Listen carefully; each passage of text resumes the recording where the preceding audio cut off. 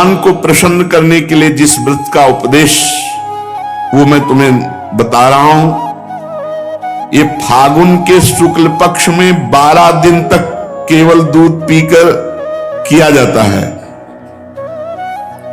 और जो कामना करे उस कामना की पूर्ति हो जाएगी। 12 दिन तक इसे पयो व्रत कहते हैं। इन व्रतों में बड़ी सामर्थ्य है। अमावस्या के दिन शूकर की खोदी हुई मिट्टी उसको लावे और अपने शरीर को मलकर नदी में स्नान करे। उस समय ये मंत्र पढ़ना चाहिए,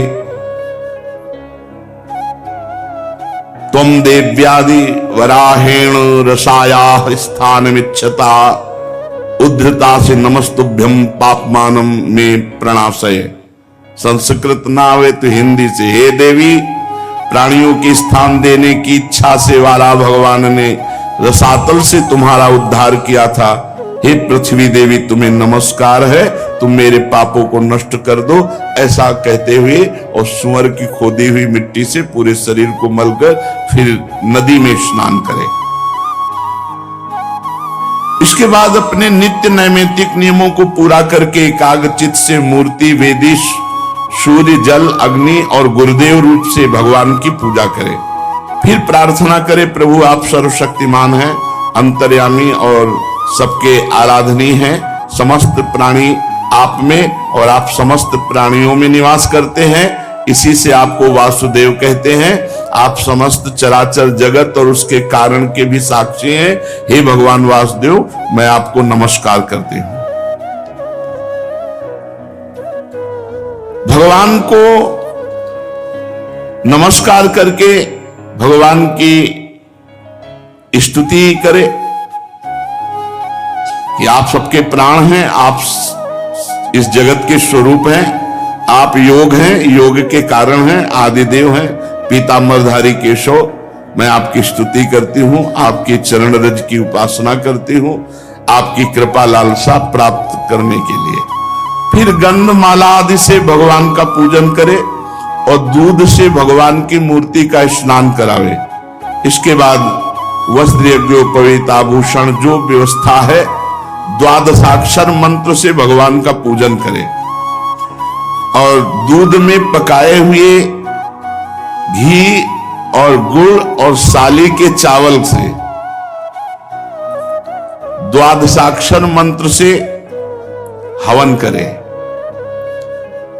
कुछ नैवेद्य भोग लगावे, सबको बांट दे, जरा सा स्वयं पाले, भगवान को आचमन करावे।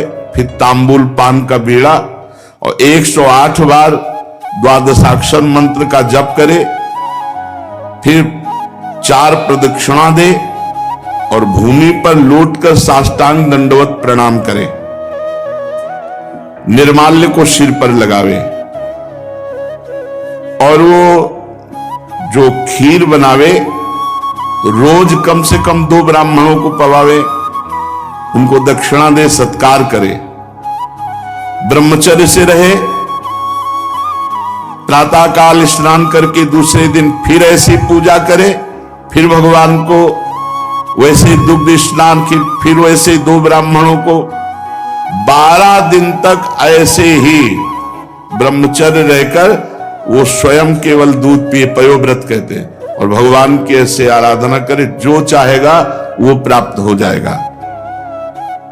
ये फाल्गुन शुक्ल प्रतिपदा से लेकर त्रयोदशी पर्यंत ब्रह्मचर्य से रहे, भूमि पर शयन करे, 3 समय स्नान करे, झूठ न बोले, पापी आदमी से बात न करे और पाप की बात न करे, और छोटे बड़े सब भोगों का त्याग कर बिल्कुल ऐसे ही रहे जैसे संत। किसी भी प्राणी को कष्ट न पहुंचाए, भगवान की आराधना करे, तो ये बहुत कम समय में 12 दिन में ये पयोव्रत रखने वाला जो कामना करेगा उसकी पूर्ति हो जाएगी।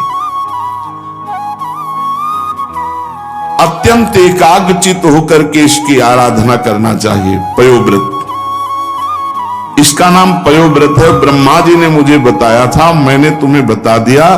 देवी तुम भाग्यवती हो, तुम इसको कर सकती हो। कल्याणी भगवान को संतुष्ट करने वाला ये सर्व पयोव्रत है, जिससे भगवान प्रसन्न होते हैं। परीक्षित अपने पतिदेव महर्षि कश्यप जी का उपदेश प्राप्त करके अदिति ने सावधानी से 12 दिन तक पयोव्रत का अनुष्ठान किया। जे ही पूरा व्रत हुआ तो सामने देखा भगवान प्रकट हो गए। अच्छा, भगवान जब प्रकट हुए तो चाहे देवकी वसुदेव जी के सामने या यहां इस समय अवतार ले रहे हैं, तो पहले चतुर्भुज रूप में प्रकट होते हैं और फिर भगवान जो अवतार लेना चाहते वो रूप धारण करते हैं। तो यहां भी शंख चक्र गदा पद्म धारण किए हुए सामने प्रकट हो गए। अदिति जी तो विकल हो गई और प्रेम विह्वल होकर पृथ्वी पर लौटकर साष्टांग दंडवत प्रणाम किया। फिर उठकर हाथ जोड़कर भगवान की स्तुति करने की चेष्टा की, परंतु इतना आनंद, इतने आंसू की बोल न सकी।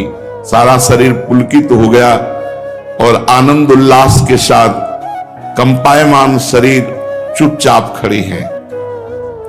परीक्षित, यज्ञेश्वर भगवान श्री हरि देख रहे थे।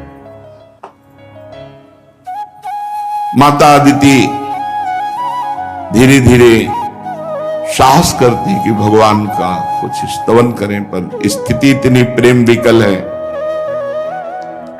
फिर हिम्मत की और लड़खड़ाए हुए शब्दों में कहा,